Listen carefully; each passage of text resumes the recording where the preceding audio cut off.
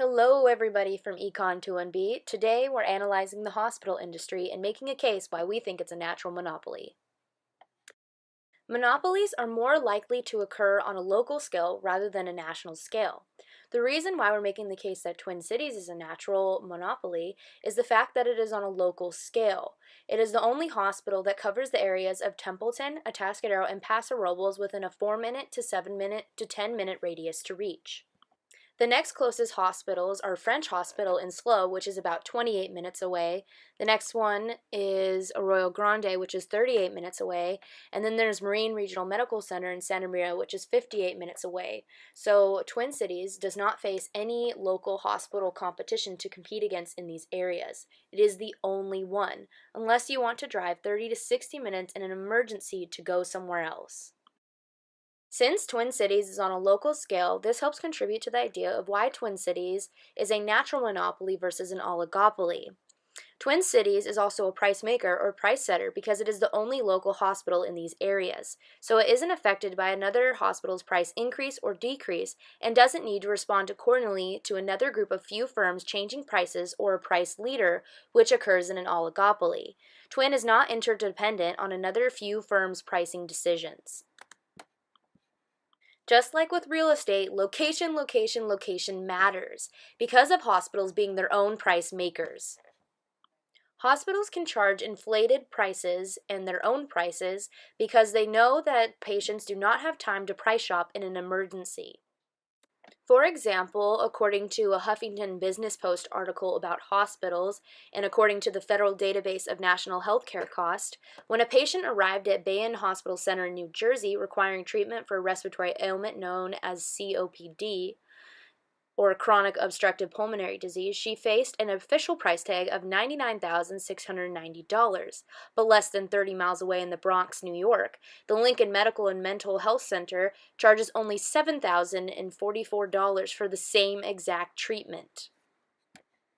This is an actual price map of all the different prices for the same exact treatment at different hospitals.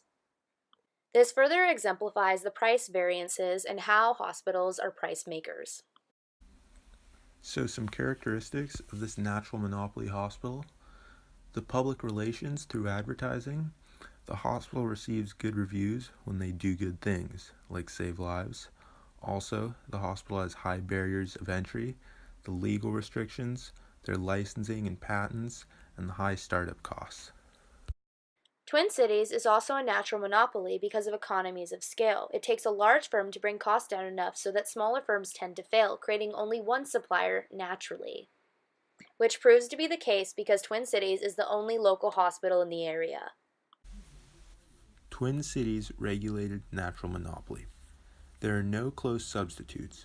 Twin Cities services many small towns. They carry better products than pharmacies. Emergency care is inelastic because sometimes price isn't an issue in a real emergency. Price discrimination, elasticity to the third degree. Hospitals change their prices on different groups of people based on their insurance provider, even if the same service is offered. Monopolies always price in the elastic portion of the demand curve. Twin Cities, as many other hospitals, price in the elastic portion of the demand curve because they can. When a good is inelastic, like medical care, to maximize total revenue, we increase the price. However, since there is only one local hospital, they can even charge where people are more responsive to price changes, which is the elastic region where there's tend to be luxuries. And hospitals are trying to treat it like that because if they price in the elastic portion, they can get even more economic profit. We are also arguing that Twin Cities is a regulated monopoly, a public utility, because of Obamacare subsidies to hospitals to maintain maximum economic profits. Obamacare provided a socially optimal price where the perceived marginal benefit, equaled the marginal cost for some groups of Americans that could not afford medical care, and so the hospitals would get subsidies to return to a fair return price where it was a normal profit. However, many hospitals took advantage of this and raised their cost higher than actual Medicare services costs were, and this helped raise and maintain economic profits at a more monopolistic type level.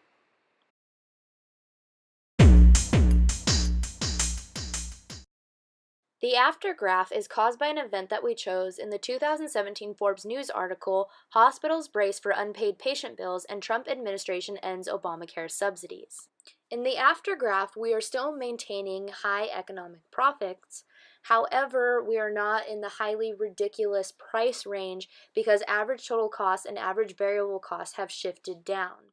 With the reduction of Obamacare subsidies, we are making less economic profit than we were before with the subsidies because now we could have unpaid patient bills from possibly lower income families or some of the groups that felt that it was socially optimal before but isn't now. Since there is a worry of unpaid patient bills, hospitals will reconsider their pricing of average total costs and their average variable costs because they are price makers and they control their own prices, so they have the power to make it more reasonable if they're worried about debt and patients not paying it. And they'll move more to the inelastic portion where we're more comfortable with a price increase in an emergency rather than feeling a little bit elastic, like it's just the cost is too much. We're more responsive to the price change, even though we have no choice if we want the product or the service or life saving medical care.